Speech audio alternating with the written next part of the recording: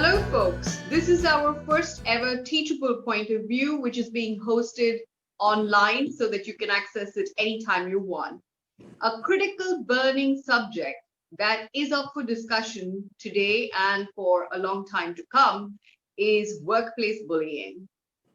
To give us insights on this, we have with us none other than Ravindra Bhan, a person who has extensive years of experience, not just in India, but 6 other countries. He has a wide experience across industries as well, with 35 years of work experience and coaching and teaching people. Here comes Ravindra Bhan now sharing expert views on the subject of workplace bullying. This is Seema Raghunath with you on the first ever teachable point of view. Welcome, Ravindra. Thank you. Thank you, Seema. It's a pleasure being with you. And well, you've raised the bar a little high, so I'll try and do my best to be able to answer your questions on this and also give you some perspective wherever I can. Thank you. Please go ahead. So, Ravindra, there's a very peculiar and a particular reason why we selected you to be hosting this first session. We are cognizant of the fact that you are in the space of business and people mentoring and coaching, and that your consulting outfit really works with a lot of veritable organizations. And you've seen leaders up close, you've seen cultures up close. And this is the reason why we think that the subject of workplace bullying, which has very tough questions, would be answered with a lot of beautiful real-time facts and data by a leader such as you. So if you're ready, I can shoot with your questions. All yours. So my first question to you is, have you ever in your 35 years of work experience been bullied by somebody, or have you seen someone else being bullied? And if it was, what did it look like? Well, honestly, over my 35 years, have I been bullied? Given the fact that it's a very long period of time, and generally people get bullied in the first 10 years of their career. And I must have been bullied at times, but I suppose I did overcome that at some point of time. And as you progress in your career, the bullying part comes down. Not that it disappears, and not that it doesn't happen in every case.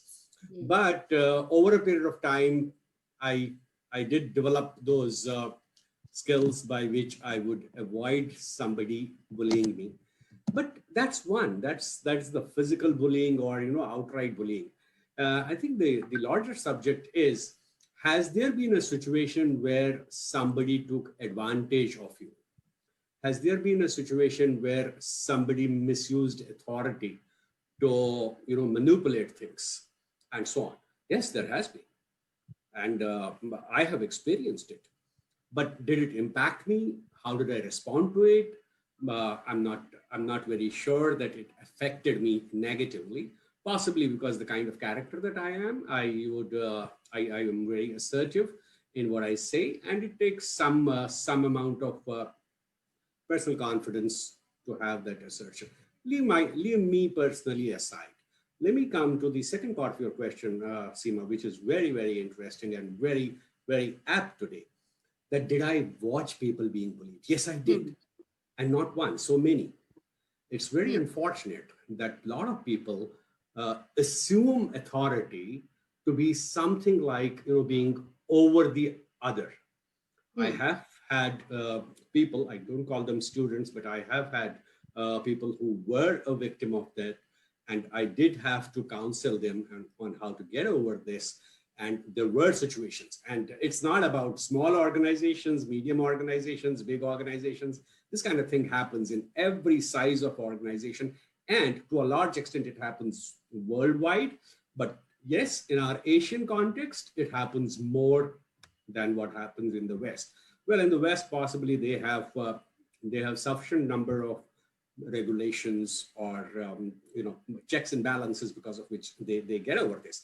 But unfortunately, in India specifically, and the subcontinent, this can lead to very, very frustrating times, and in certain cases, physical injury as well. So I did experience that. Yes, I have. I must second. Yes, it's a reality. It's not just a subject and slogan. Okay, so We, as experienced folks with a lot of years of experience, have witnessed it happening or have been at the receiving end of it. And maybe being strong personalities, we're able to deal with it, but not everybody can. Those who can't, have they come to you seeking counseling, coaching, and do you think you've been in a position to really help somebody who is being bullied in the workplace?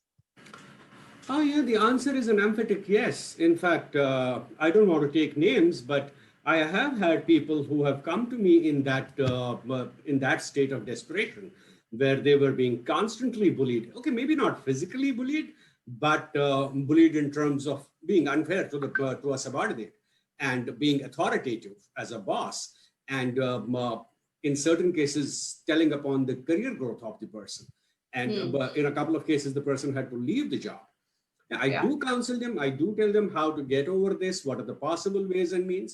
But honestly, I don't think it's about the person who is being bullied, because he or she can get over this. See, as long as it exists in the system, then there is some dirt out there. You might Hmm. take Mr. X away from that situation, but Miss Y will come and occupy that place.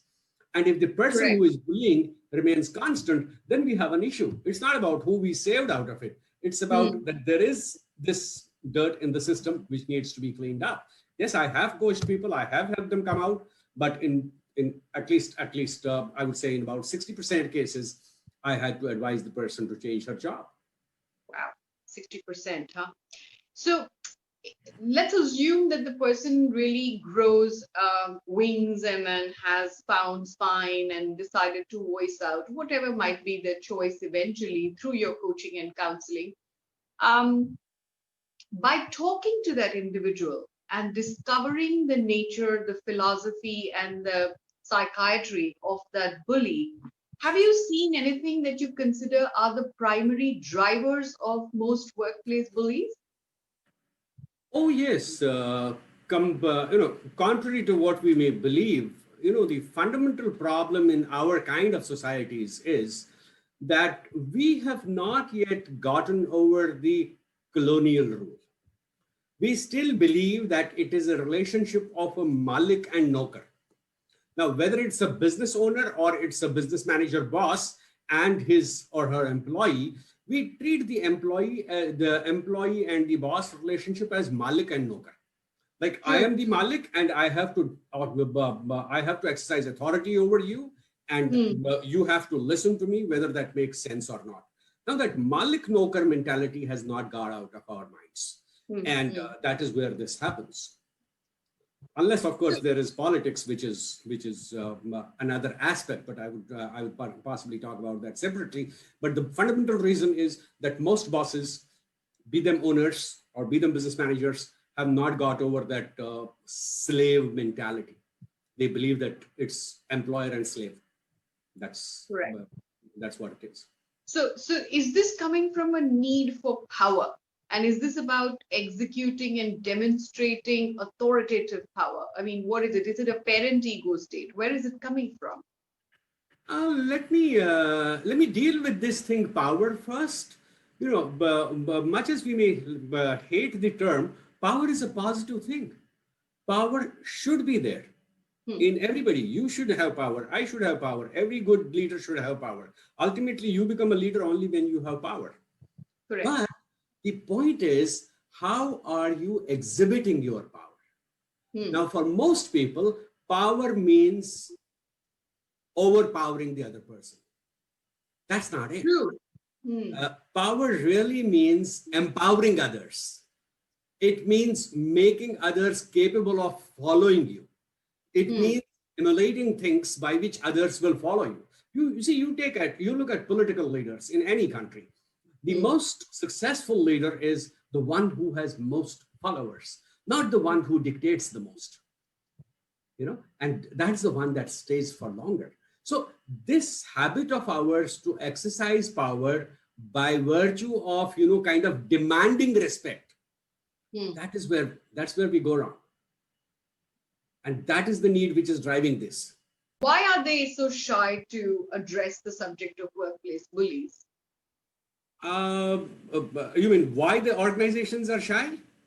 Yes, why are the, see, suppose let's say a bunch of people have reported about a workplace bully with a lot of evidence, which is behavioral malpractice, ethical malpractice, ruining the culture, maybe financial malpractices. But the organization still doesn't want to take action. Why do you think that happens? No, but Seema, I don't think there is a one size fits all answer for this. Hmm, It will depend upon the size of the organization. It will depend upon the culture of the organization. There are organizations who do take action on this. There are organizations who don't.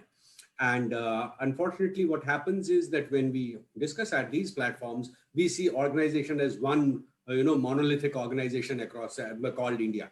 No, we have small companies, we have medium companies, we have large companies, and correct. in each of these, we have good people, we have bad people. So there are organizations, regardless of size, who do take action when somebody is bullied. Like, for example, I know of another company I will not name.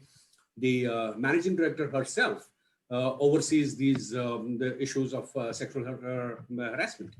And she has made it absolutely transparent and told people that regardless of who tells me, the onus is on the person to prove himself or herself innocent, Hmm, right? And therefore, and regardless of who reports, the person who reports will not be penalized.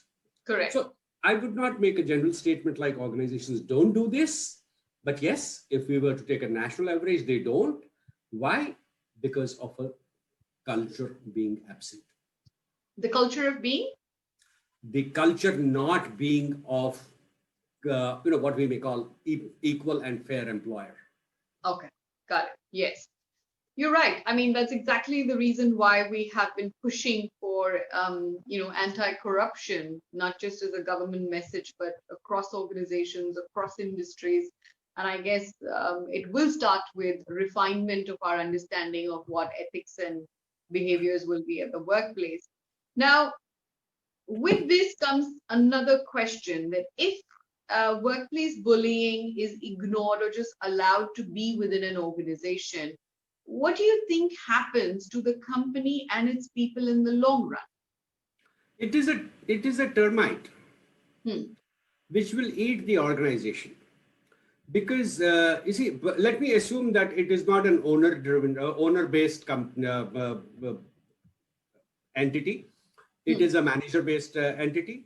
And hmm, if one particular manager is bullying the others, let's understand what will happen to the productivity of the company, what will happen to the growth of the organization, what will happen to people's happiness, what will hmm. happen to their outputs. You are nurturing a termite if you don't do Correct. it. Now that is only one part.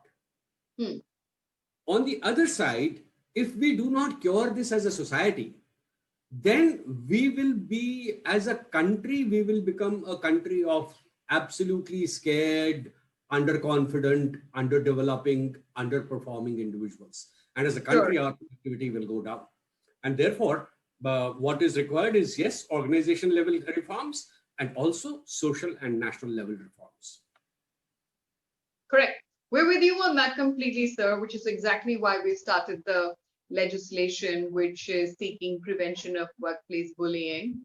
And we hope that sometime before the next year is up, we actually have made our statement in the Lok Sabha and any other forum that might be willing to look at it. So, my last and closing message is a personal message from you to whoever is watching this. What would you like to tell our working professionals of India on the subject of workplace bullying? A lot of things. Honestly, it begins with the day you get employed. First of all, I do not know how many of you really read the employment letter. You sign an employment letter because it's not changeable. Fine, if you cannot change the letter, but have you read it in full? Hmm. Out of the people that I meet with, not even 60%.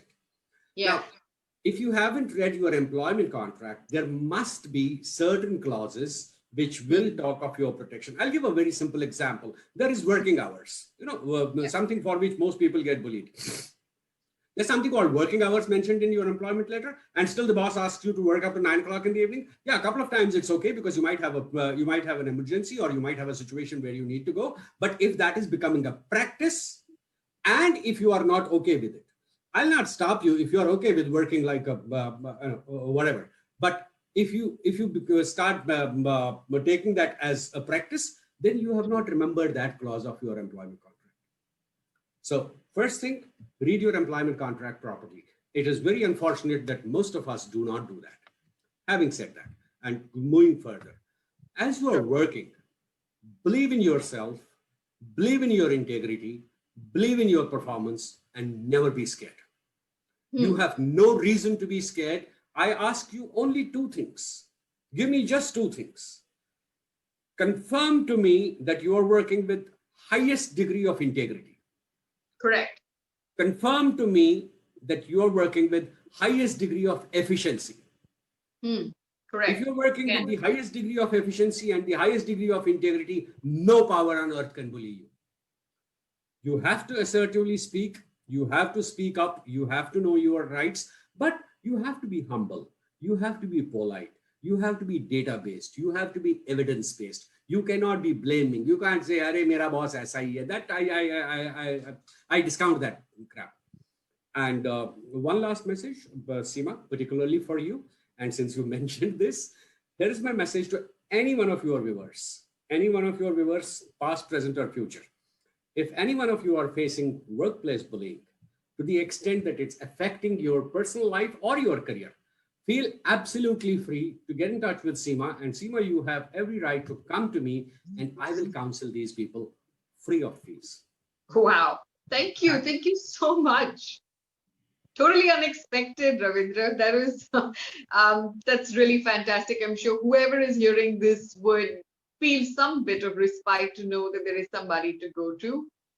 This is not a subject that too many people have experience and expertise handling, but you have ample, and which is why I just knew that if we interview you, there'll be a lot of takeaways, which is exactly what a teachable point of view is meant to be. It's like the lighthouse that sheds light, makes you want to think, introspect, retrospect, and then gets you clarity that you need and want.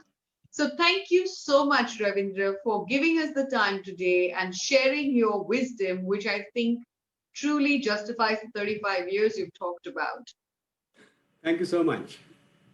Look forward to getting some questions, and I think, Ravindra, you might be in a position to give them answers when we post this. Thank you, everyone.